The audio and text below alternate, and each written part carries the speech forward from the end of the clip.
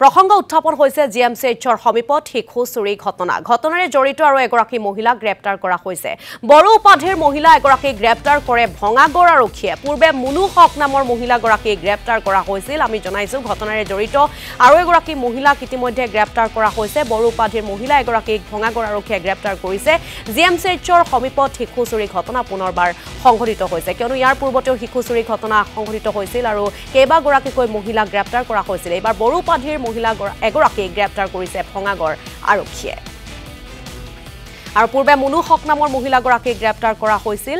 জিএমচিএইচৰ সমীপত যেহেতু শিশু চুৰি ঘটনা সংঘটিত হৈছিল আৰু পুনৰ শিশু চুৰি ঘটনা সংঘটিত হৈছিল। আৰু অধিক তথ্য জানিবৰ বাবে আমাৰ জ্যেষ্ঠ সাংবাদিক মিতালী কোঁৱৰৰ সৈতে আমি ফোনযোগে সংযুক্ত হ'বলৈ বিচাৰিছোঁ। মিতালী কোঁৱৰ, পুনৰ জিএমচিএইচৰ সমীপত শিশু চুৰি ঘটনা সংঘটিত হৈছিল। এইবাৰ আন এগৰাকী মহিলাক গ্ৰেপ্তাৰ কৰিছে, কিন্তু এইবাৰে প্ৰথম নহয়, ইয়াৰ পূৰ্বতেও কেইবাবাৰো এনেকুৱা ধৰণৰ ঘটনা সংঘটিত হৈছে। মিতালী কোঁৱৰ। হয়, ইতিমধ্যে এটা কথা ক'ব লাগিব যে যি 4গৰাকীকৈ ইতিমধ্যে গ্ৰেপ্তাৰ কৰিছে ভঙাগড় আৰক্ষীয়ে। প্ৰথম কথা হ'ল, কালি যিহেতু ডিচিপি গৰাকীয়ে এটা কথা স্পষ্ট কৰি দিছে যে ইলিগেল এডপশ্যন, আৰু সেই ইলিগেল এডপশ্যন কৰাৰ বাবে বহুতে আচলতে শিশু বিচাৰি ফুৰিছিলে আৰু সেই শিশুক, নৱজাতক শিশু, যিটো শিশু জন্ম হৈছিলে এতিয়ালৈকে আচলতে প্ৰাৰম্ভিক যি তদন্ত জিএমচিএইচত জন্ম হোৱা বুলি কৈছিল, এই প্ৰাৰম্ভিক তদন্তৰ পিছত তেওঁলোকে কৰিছে যে নৱজাতকটো যিহেতু এটা পৰিয়ালৰ হাতত উঠাই দিছিলে আৰু এটা ৰেকেট বুলি ক'ব লাগিব। শিশু এনেধৰণে যিসকল আচলতে সন্তানহীন দম্পতি আছে সেইসকলক শিশু নি পেলাই তেওঁলোকে যোগান ধৰে, তাৰ বিনিময়ত ধন পায়। কিন্তু সেইটো হৈছে সম্পূৰ্ণভাৱে আচলতে ইলিগেল প্ৰচেছ। আৰু যিহেতু বাচ্চা এটা ডাঙৰ কৰিবলৈ হ'লে বা নিজৰ কৰি ল'বলৈ হ'লে লিগেলি যাব লাগিব আইনী প্ৰক্ৰিয়াৰে, কিন্তু সেইটোকে নকৰি একাংশই কিছুৰ টকাৰ বিনিময়ত এনেকুৱা ধৰণৰ ৰেকেট চক্ৰক টকা দিয়ে আৰু তেওঁলোকে বাচ্চা নি তেওঁলোকে যোগান ধৰে। গতিকে এই খবৰটো অহাৰ পিছতে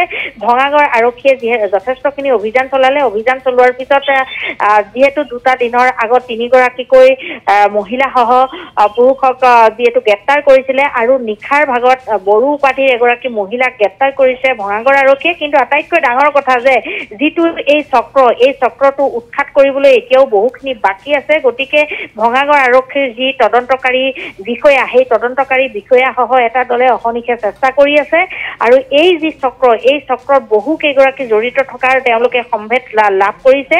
গতিকে পৰৱৰ্তী সময়ত যে এই শিশু এনেধৰণে যাৰ শিশু বহু লোকৰ দেখিবলৈ পোৱা যায়, কিছু লোকৰ সন্তানহীন দম্পতি বহুত আছে অসমত, আৰু ঠিক তেনেধৰণে কিছু লোকৰ ঘৰত কিন্তু বহুকেইটা বাচ্চা আচলতে তেওঁলোকে পৰিয়াল পৰিকল্পনা নকৰাৰ পৰিণতিত তেওঁলোকে বহুকেইটা শিশু জন্ম দিয়ে। যদি ল'ৰা সন্তান একেৰাহে 3টা হয়, তেওঁলোকে এটা ল'ৰা সন্তান বিক্ৰী কৰি দিয়ে, আৰু তেনেধৰণে ছোৱালী সন্তান জন্ম হ'লেও তেওঁলোকে ছোৱালী সন্তান বুলি বিক্ৰী কৰি দিয়ে। আৰু এই যি দম্পতীশাল, কোনে আচলতে জন্ম দিছিল, সেই দম্পতীশালৰ সন্ধানতো আৰক্ষী নামি পৰিছে। ইতিমধ্যে প্ৰাৰম্ভিক তদন্তত 3গৰাকী কন্যা সন্তান জন্ম হোৱাৰ পিছতে 2গৰাকীক ৰাখি এগৰাকীক বিক্ৰী কৰি দিয়া বুলি তেওঁলোকে তথ্য লাভ কৰিছে। গতিকে এই সকলো যি তথ্য, সেই তথ্য ফাদিল কৰাৰ বাবে কিছু সময় লাগিব। ভঙাগড় আৰক্ষীৰ হাতত এতিয়ালৈকে 4গৰাকী অভিযুক্ত তেওঁলোকে গ্ৰেপ্তাৰ কৰিবলৈ সক্ষম হৈছে। গতিকে গোটেই যি এই চক্ৰ, সেই নেক্সাছটো উৎখাত কৰাৰ বাবে ভঙাগড় আৰক্ষীয়ে আচলতে তেওঁলোকক জেৰা অব্যাহত ৰাখিছে। কিন্তু যি কেইগৰাকীক ধৰিছে তেওঁলোকে জেৰাত মুখ খুলিছে যে আৰু লোক জড়িত হৈ আছে, আৰু তেওঁলোকৰ সময় অনুসৰি তেওঁলোকৰ ভাষ্য বেলেগ বেলেগ হোৱাৰ কাৰণে কিছু আচলতে তদন্ত প্ৰক্ৰিয়াত তেওঁলোকে থমকি ৰ'বলগীয়াও হৈছে। গতিকে পৰৱৰ্তী সময়ত আমি এই যিটো শিশু অবৈধভাৱে তেওঁলোকে আনক বিক্ৰী কৰা যিটো চক্ৰ, সেই চক্ৰটোৰ বিৰুদ্ধে আৰক্ষী যথেষ্টখিনি কঠোৰ স্থিতি গ্ৰহণ কৰিছে। গতিকে পৰৱৰ্তী সময়ত এই চক্ৰটোক উৎখাত কৰিবলৈ সক্ষম হ'ব। গতিকে পৰৱৰ্তী সময়ত কেনেধৰণে, কিমান টকাৰ বিনিময়ত, কেনেধৰণে গোটেই আচলতে নেটৱৰ্ক, কাৰণ জিএমচিত যদি বাচ্চা এটা জন্ম হৈছে বা আন এটা হস্পিটেলতো, আন এখন হস্পিটেলতো তেনেধৰণে শিশু জন্ম হোৱাৰ পিছত কেনেধৰণে গোটেই নেটৱৰ্কটো সৃষ্টি কৰি তেওঁলোকে শিশু বিক্ৰী কৰে, আনৰ হাতত তুলি দিয়ে, এই সকলো নেক্সাছ ফাদিল কৰিবলৈ সক্ষম হ'ব ভঙাগড় আৰক্ষী।